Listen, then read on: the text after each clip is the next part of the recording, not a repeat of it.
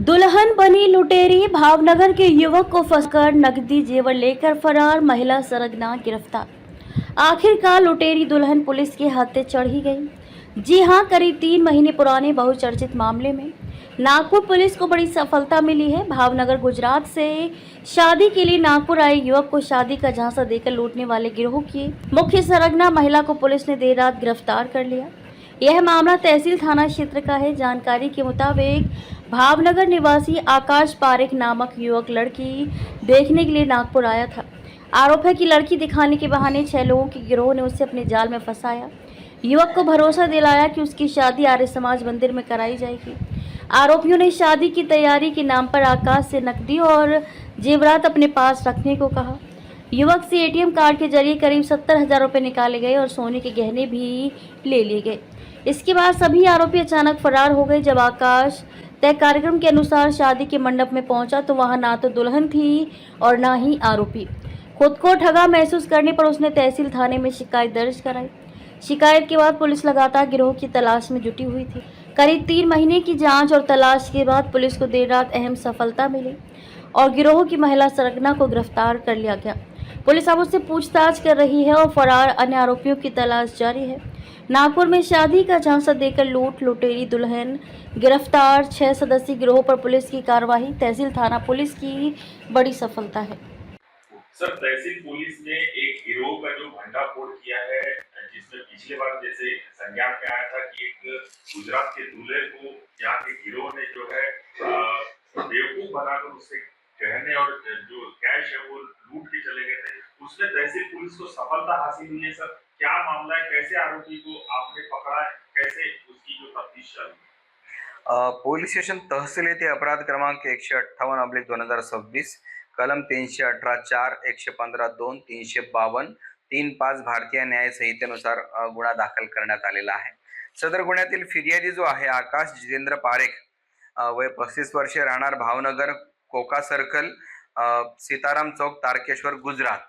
या व्यक्तीचं लग्न जोडत नव्हतं आणि 35 वर्ष वय त्यांचं झालं होतं। त्या अनुषंगाने त्यांनी त्याच्या मित्राला सांगितले की मला लग्न करायचं आहे, कोणीतरी मुलगी बघा। त्याच्या मित्राने त्यांना सांगितलं की नागपूरमध्ये अशी मुलगी लग्नाकरिता आहे असं सांगून ते नागपूरमध्ये आले होते फिर्यादी।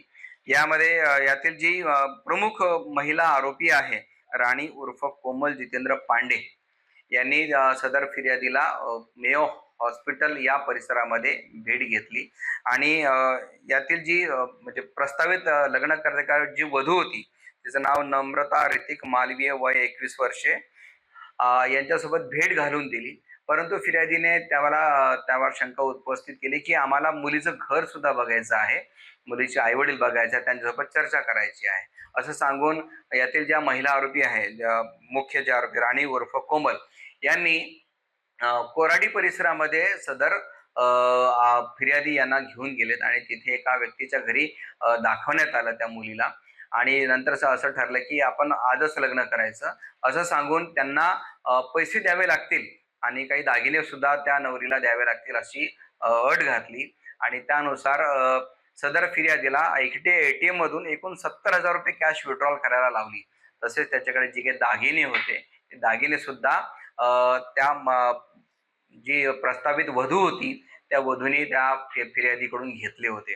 परंतु तिथे कोराडीमध्ये लग्न न लावता त्यांनी सांगितलं की आपण आता बर्डीला जाऊया, तिथे विवाह लावून देतात अशा ठिकाणी आपण जाऊया असं सांगून त्यांना बर्डीला घेऊन आले आणि कालांतराने थोड्या वेळाने सदर जी महिला होती, जी प्रस्तावित वधू होती, तिचा पती अचानक तिथे आला आणि तो अचानक फिर्यादीसोबत भांडण करायला लागला की ही तर माझी पत्नी आहे, तुम्ही हिच्यासोबत लग्न कसं काय करत आहात, हे बेकायदेशीर आहे असं सांगून वादावादी आणि भांडण करून ते सर्वच्या सर्व तिथून त्यांनी पळ काढला होता। या 2 महिला आरोपी आणि इतर आरोपीने सुद्धा त्यातून पळ काढला होता। अशी तक्रार आमच्याकडे फिर्यादीने दिल्यानंतर आम्ही सदर पोलीस स्टेशनला तहसील पोलीस स्टेशनला गुन्हा दाखल केला होता आणि यापूर्वी यामध्ये नम्रता ऋतिक मालवीय या महिलेला अटक केली होती। परंतु यातली जी मुख्य आरोपी आहे राणी उर्फ कोमल जितेंद्र पांडे, हिचा भरपूर मागोवा घेतला आणि शोध घेतला परंतु ती मिळून येत नव्हती। परंतु आज मात्र आमचे तपासी अंमलदार सदर गुन्ह्याचे महेंद्र वासनिक यांना खात्रीशीर माहिती मिळाली की सदर महिला ही तिच्या राहती घरी आलेली आहे पाचपावली परिसरामध्ये. अशी माहिती मिळाल्याने स्टाफसह तिथे PSI महेंद्र वासनिक हे गेलेत आणि त्या महिलेला ताब्यात घेऊन काल रोजी अटक करण्यात आली आणि आज रोजी पोलीस सदर महिलेला माननीय न्यायालयात हजर करून तिचा 5 दिवसाचा PCR घेण्यात आलेला आहे. लुटेरी दुल्हन असा हा प्रकार आहे ज्यामध्ये एखाद्या व्यक्तीला लग्नाचं आमिष दाखवलं जातं आणि आमिष दाखवून त्याच्याकडून पैसे आणि दागिने लुबाडले जातात आणि नंतर ते अचानक पळ काढतात. यापूर्वीही नागपूर शहरात असे गुन्हे दाखल झालेले आहेत. सदर महिलेवर आरोपी महिलांनी इतर काही लोकांना जर अजून फसवणूक केली असेल तर नागपूर पोलीस प्रशासनातर्फे आणि तहसील पोलीस स्टेशनतर्फे मी असं आवाहन करतो की त्यांनी पोलिसांकडे तक्रार करावी.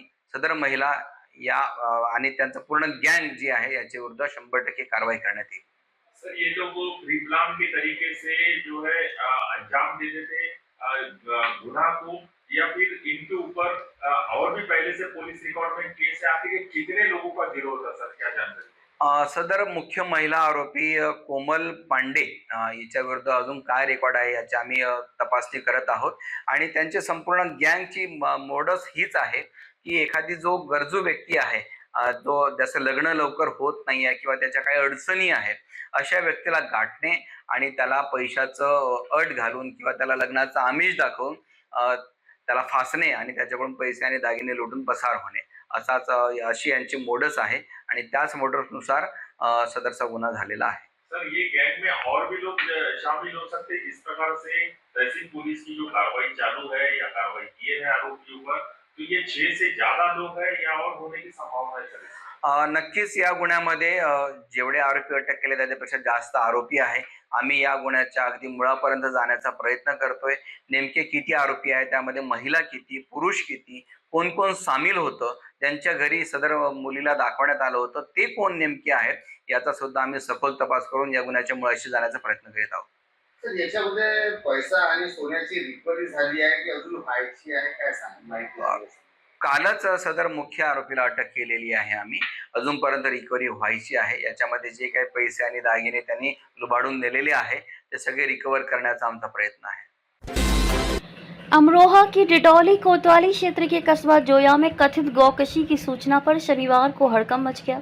इकबाल नगर के पास जंगल में ईख के खेत से गोवंश का सिर मिलने की सूचना पर बजरंग दल और गौरक्षक दल के कार्यकर्ता मौके पर पहुंच गए और विरोध प्रदर्शन करते हुए गौ तस्करों की गिरफ्तारी तथा सख्त कार्रवाई की मांग की। सूचना मिलते ही CO सिटी और पुलिस टीम भी मौके पर पहुंची तथा हालात का जायजा लिया। कार्यकर्ता गौवंश का सिर लेकर जोया चौकी जाने लगे, लेकिन पुलिस ने उन्हें समझाकर शांत कराया। पुलिस ने मामले की निष्पक्ष जांच और दोषियों के खिलाफ कड़ी कार्रवाई का भरोसा दिया।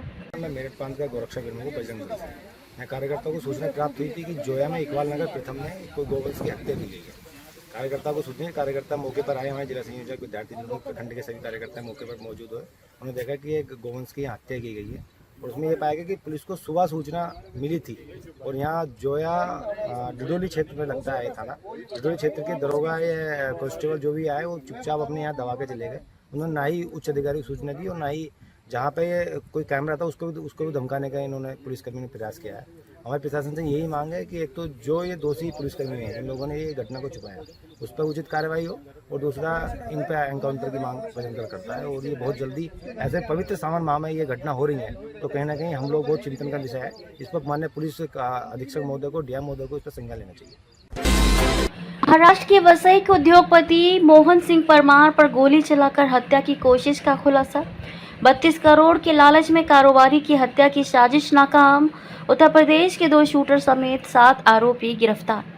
मुख्य साजिशकर्ता सागर गिरीश भानुशाली गिरफ्तार। बलिया और आजमगढ़ से शूटर व हथियार सप्लायर दबोचे गए। डायमंड इंडस्ट्रियल एस्टेट स्थित GSM फाइल्स लिमिटेड के भागीदार मोहन सिंह लक्ष्मण सिंह परमार की हत्या की कोशिश के मामले में वाली पुलिस ने बड़ा खुलासा करते हुए आर्थिक लाभ के लिए रची गई साजिश का पर्दाफाश किया है। पुलिस जांच में सामने आया है कि करीब 32 करोड़ के लेन देन और कंपनी पर पूरी तरह कब्जा करने की मंशा से इस हमले की साजिश रची गई। मामले में मुख्य साजिशकर्ता सागर गिरीश भानुशाली समेत कुल 7 आरोपियों को गिरफ्तार कर लिया गया है। वाली पुलिस थाना क्षेत्र स्थित GSM files limited diamond industrial estate Vasai पूर्व में 24 जुलाई 2026 को कंपनी के भागीदार मोहन सिंह लक्ष्मण सिंह परमार पर पिस्तौल से गोली चलाकर हत्या का प्रयास किया गया था। इस मामले में वाली पुलिस थाने में अपराध क्रमांक 497/2026 के तहत भारतीय न्याय संहिता की धारा 109 का भाग 1, 3 का भाग 5, भारतीय शस्त्र अधिनियम की धारा 3, 25, 27 तथा महाराष्ट्र पुलिस अधिनियम की धारा 37 के भाग 1, 135 के तहत मामला दर्ज किया गया। पुलिस जांच में सामने आया कि घायल मोहन सिंह परमार और आरोपी Sagar Girish Bhanushali GSM Foils Limited company के भागीदार हैं। सागर भानुशाली ने शेयर बाजार में भारी निवेश किया था, लेकिन अमेरिकी शेयर बाजार में गिरावट आने से उसे करोड़ों रुपए का नुकसान हुआ और वह भारी कर्ज में डूब गया। आर्थिक संकट से निकलने के लिए उसने मोहन सिंह परमार को कंपनी में उनके हिस्से के शेयर बेचने के लिए तैयार किया। इसके बाद परमार ने सागर भानुशाली को लगभग 32 करोड़ का भुगतान किया। जांच में खुलासा हुआ कि यदि मोहन सिंह परमार की हत्या हो जाती तो ये रकम लौटाने की जिम्मेदारी समाप्त हो जाती और कंपनी पर पूरा नियंत्रण हासिल कर आरोपी को बड़ा आर्थिक फायदा मिलता। इसी मकसद से हत्या की साजिश रची गई। 24 जुलाई 2026 की शाम आरोपी सुजीत देवेंद्र भाई पांडे और अनूप वीरेंद्र प्रजापति मोटरसाइकिल से घटनास्थल पर पहुंचे। जैसे ही मोहन सिंह परमार कंपनी से बाहर निकले, सुजीत पांडे ने बेहद नज़दीक से उन पर गोली चला दी। दूसरी गोली नहीं चलने पर उसने पिस्तौल की बट से उनके सिर पर हमला किया और अनूप प्रजापति के साथ मौके से फरार हो गया। घायल मोहन सिंह परमार को तुरंत अस्पताल में भर्ती कराया गया, जहां उनकी सफल सर्जरी हुई। फिलहाल उनकी हालत स्थिर बताई जा रही है। तकनीकी विश्लेषण, CDR, IPDR, CCTV फुटेज, गुप्त सूचना और स्थानीय मुखबिरों की मदद से आरोपियों के उत्तर प्रदेश में छिपे होने की जानकारी मिली। इसके बाद वरिष्ठ अधिकारियों की अनुमति से वाले पुलिस का विशेष दल उत्तर प्रदेश रवाना हुआ। पुलिस ने मनोज मूलचंद ठटेरा, उम्र 27 वर्ष, निवासी देवगांव नगर, तहसील लालगंज, जिला आजमगढ़ को 30 जुलाई 2026 की रात 12:50 पर उसके गांव से गिरफ्तार किया। वहीं सुजीत देवेंद्र भाई पांडे, उम्र 38 वर्ष, निवासी पुरा फरदाहा, तहसील बेलथारा, जिला बलिया को उसी दिन शाम 7 बजे पुरा चट्टी मार्केट फरदाहा से गिरफ्तार किया गया। नावाची एक कंपनी डायमंड इंडस्ट्रियल इस्टेट या ठिकाणी वसई पूर्व एरियामध्ये आहे। या कंपनीमध्ये सागर भानुशाली आणि विनोद सिंग परमार, मोहन सिंग परमार हे दोघंजण पार्टनरशिपमध्ये एक व्यवसाय करत होते। तर या कंपनीमध्ये सुरुवातीला सागर भानुशाली हा काही छोट्या मोठ्या कामानिमित्त या कंपनीशी निगडीत होता। काळाच्या ओघामध्ये तो स्वतः चार्टर्ड अकाउंटंट असल्यामुळे त्याला आर्थिक व्यवस्था किंवा अर्थकारण किंवा एखादी कंपनी कशी ग्रो करायची याची चांगल्या प्रकारची माहिती होती। त्या ज्ञानाचा वापर करून या कंपनीला त्याने भरपूर काही कंपनी लिस्टिंग करणं, कंपनीसाठी जास्त भागीदार मिळवणं, जास्त शेअर्स होल्डर्स मिळवणं हे तो कामं करत होता। काळाच्या ओघामध्ये त्यांनी चांगली कंपनीसाठी कामं केली असल्यामुळे त्याला त्या कंपनीमध्ये पार्टनरशिप मिळालेली होती। त्यामुळे हे मोहन सिंग परमार आणि सागर भानुशाली हे पार्टनरशिपमध्ये त्या ठिकाणी व्यवसाय करत होते। परंतु हा जो सागर भानुशाली आहे हा ट्रेडिंगचं पण काम करायचा की जे त्या कंपनीशी निगडीत नव्हतं। आणि त्या ट्रेडिंगच्या व्यवसायामध्ये त्याला 55 कोटीचा लॉस झाला। 55 कोटीचा लॉस जेव्हा झाला तेव्हा ट्रेडिंग करत असताना त्यानं अनेक लोकांच्याकडून पैसे घेतलेले होते आणि ट्रेडिंगमध्ये वापरलेले होते। मग हे ज्यांच्याकडून त्यांनी पैसे घेतलेले होते, तो ज्याचं कर्ज देणं लागत होता, ते सर्व लोक त्याचे पैसा परत मागण्यासाठी तगादा लावत होते। त्यामुळे त्यांनी या मोहन सिंग परमार यांच्याकडे एक प्रस्ताव ठेवला की कारण का हा जो नवीन सागर भानुशाली आहे हा नवीनच त्या कंपनीमध्ये जॉईन झालेला होता, त्यामुळे त्याला त्याचे शेअर्स विकता येत नव्हते। म्हणून त्यांनी मोहन सिंग परमारना सांगितलं की तुम्ही तुमच्या नावाचे शेअर्स विकले, हे जे पैसे येतील परत 6 महिन्यानंतर जेव्हा मी शेअर्स विकणार तेव्हा तुमचे व्याजासहित पैसे परत करतो। या अटीवरती त्यांनी कंपनीसाठी चांगलं काम केलं असल्यामुळे कंपनी ग्रो करण्यासाठी मोहन सिंगनी त्याच्या बोलण्यावरती विश्वास ठेवला आणि त्याला स्वतःचे शेअर्स विकून 32 कोटी मिळवून दिले। आणि हे 32 कोटी तो ज्याचे तो कर्ज देणं लागत होता त्या सर्व लोकांना त्यांनी एकतर ट्रान्सफर केले, काही लोकांना कॅशमध्ये दिले, काही रक्कम त्यांनी सागर भानुशालीला सुद्धा त्याच्या अकाउंटवरती टाकलेली आहे। परंतु एकूण 55 कोटीचा त्याचं कर्ज असल्यामुळे त्यातले फक्त 32 कोटीची जुळणी झाली. बाकीच्या पैशाची त्याला जुळणी करायची होती. अनेक लोक त्याच्या मागं लागलेले होते पैसा काढण्यासाठी. आणि सागर भानुशालीच्या म्हणण्याप्रमाणे सागर भानुशाली ह्या कंपनीचा मुख्य चेहरा होता आणि त्या चेहऱ्याकडे बघूनच त्या कंपनीमध्ये लोक इन्व्हेस्टमेंट करत होते. म्हणून त्याला मनामध्ये असा मोह निर्माण झाला. आता जे पैसे त्यांनी शेअर्स काढलेले आहेत मोहनसिंग परमारने ते 32 कोटी, ते याला जर आपण मारलं किंवा याला जर संपवून टाकलं तर हे 32 कोटी त्याला परत द्यायची गरज नाही. आणि बाकीचे त्याचे शेअर्स त्या कंपनीमध्ये तसेच होते आणि ते कंपनीचा चेहरा पण हा सागर भानुशालीच होता. हा त्याच्या मनामध्ये विचार आला आणि त्या विचारातून त्यांनी त्याचा मित्र, ज्याचं नाव आहे विजय कुमार प्रजापत विश्वकर्मा, याचे पण तो पैसे सागर भानुशाली देणं लागत होता. तर त्याच्याबरोबर त्यांनी प्लॅनिंग केलं आणि ह्या सगळ्यांच्या डोक्यात एक विचार आला, तर याला मारायचं कसं. तर ते मारण्यासाठी पिस्तल लागतं, शूटर्स लागतात. यासाठी त्यांनी उत्तर प्रदेशला गेले, त्या ठिकाणी जाऊन पिस्तलची व्यवस्था केली. त्याचबरोबर तिथून शूटर पण अरेंजित केले. हे शूटर्स त्यांनी मुंबईला बोलवले. हे मुंबईमध्ये त्यांना काही ठिकाणी वास्तव्याची जागा पण दिली. त्याचबरोबर या सागर भानुशालीनी त्यांना या मोहनसिंग परमारची इंडस्ट्रियल जी कंपनी आहे, ज्या कंपनीमध्ये तो स्वतःही भागीदार आहे, त्या कंपनीचं ठिकाण दाखवलं आणि त्याचं बाहेर येण्या जाण्याचा जो काही मार्ग आहे किंवा कंपनीतून तो कधी बाहेर पडतो ही सगळी त्याला इत्थंभूत माहिती दिली. 2-3 वेळा त्याने रेखी केली व्यवस्थितपणे. आणि एके दिवशी त्यांनी जो शूटर आयोजित केलेला होता तो सुजित देवेंद्रभाई पांडे आणि त्याला गाडी चालवण्यासाठी अनुप वीरेंद्र प्रजापती, ह्या दोघांनी तिथे येऊन एक अर्धा तास डबा धरला, पूर्ण टेरणी केली.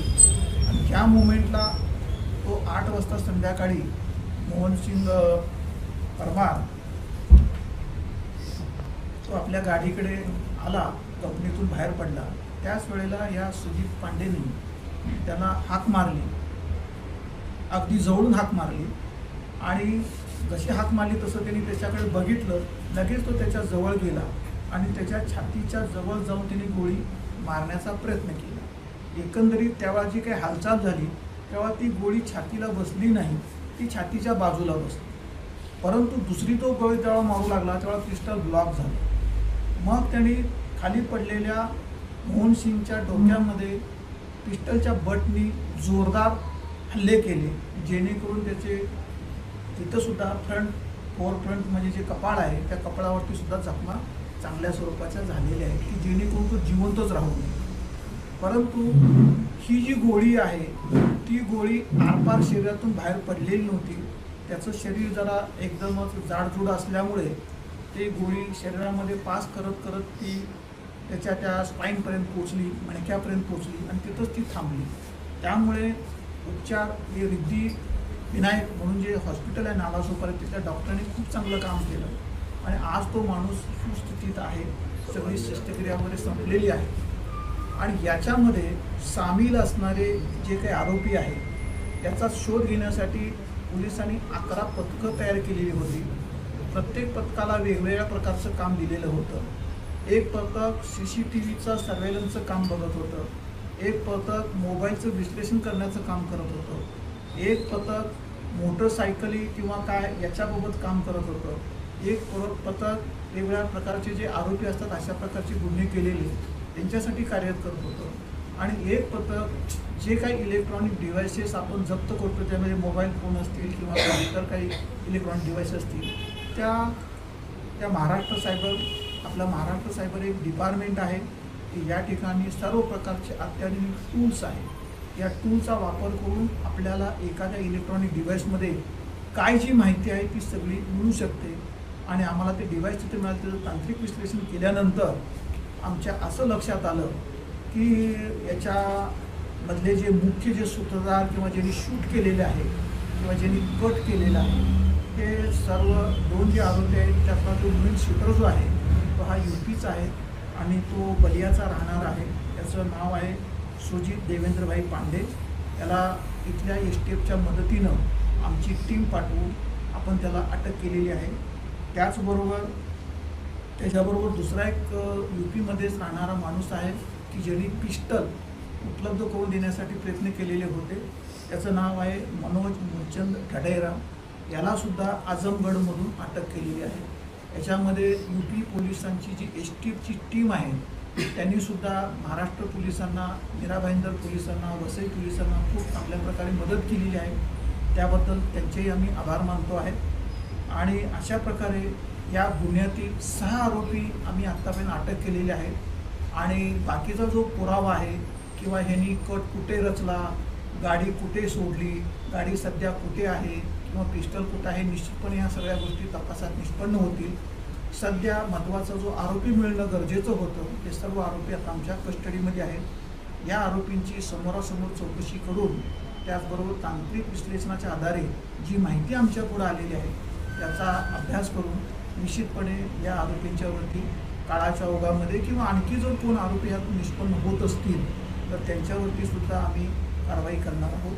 आणि अशा प्रकारे या गुन्ह्याचा छडा पूर्णपणे लागलेला आहे. सर, ही सुपारी कोणाला दिली होती, काय म्हणजे त्यांचं बॅकग्राऊंड काय आहे ज्यांना सुपारी दिली होती? ज्याला नाही सुपारी गँगशी वगैरे संबंधित आहे सागर भानुशालीनेच ही सगळी योजना या विजयकुमार विश्वकर्माच्या पुढे मांडलेली होती. आणि ह्या विजयकुमारने हा प्लॅन सगळा तयार केला ह्या दोघांनी मिळून. आणि त्याच्यानंतर हे UP त्याला काही जे नॉलेज असेल, कारण का ह्यातला जो मनोज मूलचंद ठडेरा म्हणून नावाचा जो व्यक्ती आहे तो UPचा आहे. आणि त्याला तिथल्या स्थानिक लोकांची माहिती असल्यामुळे ते UPला गेले आणि तिथून जाऊन पिस्टल पण आणायचं आणि तिथून शार्प शूटर्स पण आणायचे. ही योजना आखली आणि त्याप्रमाणे 35 ते 40 लाखाचा सौदा त्यांनी केला ह्याच्या किलिंगसाठी. आणि त्यातली 5 लाख रक्कम ही सुरुवातीला त्यांनी देऊन टाकलेली होती. सर, टिल डेटपर्यंत काय काय रिकव्हरी केलं आहे त्याच्यामध्ये? ते टिल डेटमध्ये काही लोकांचे मोबाईल फोन्स आमच्याकडे आलेले आहेत आणि त्याच्यानंतर बाकीचा काही बराचसा डेटा आम्ही कलेक्ट केलेला आहे. त्याचबरोबर वेगवेगळ्या संबंधित लोकांचे आम्ही जे काही विचारपूस करून आपले स्टेटमेंट रेकॉर्ड केलेले आहे आणि त्याच्या आधारावरतीच आम्हाला हा पुढचा क्लेम मिळाला. सर, यामध्ये अजूनही काही आरोपी आहे का? अजून आता आपण सांगू शकत नाही, परंतु सध्या ज्यांनी प्रत्यक्ष अप्रत्यक्ष या गुन्ह्यामध्ये सहभाग नोंदवलेला आहे या सर्व लोकांना अटक केलेली आहे. परंतु त्याच्यानंतर हा तपास जसा जसा पुढं जाईल तसं आणखी पण ह्याच्यामध्ये कोण आरोपी आहेत का याच्याबद्दल सुद्धा तपास केला जाईल.